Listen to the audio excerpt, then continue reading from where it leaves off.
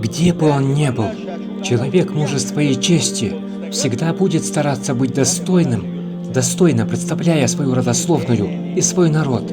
И это касается мужчин, для которых мужество и честь были, есть и будут неотъемлемой частью их характера. Мужчины, чьи сердца пылают ревностью за свой народ, словно за собственную семью. Однако, если же в тебе нет этих качеств, нет подобной ревности за свою честь и честь своего народа, то клянусь Аллахом, мужество и честь – это не про тебя.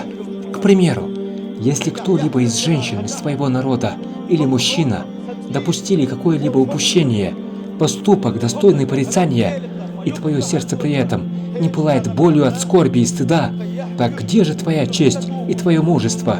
Но нет, мы же напротив, забавляясь, будем усердствовать в распространении этой грязи, смеясь над горем других и постигшего их позора, в то время, когда же люди чести, чьи сердца, наполненные мужеством, пылали бы жгучим огнем от боли и стыда, их сердца готовы вырваться из груди от скорби за их честь и честь своего народа.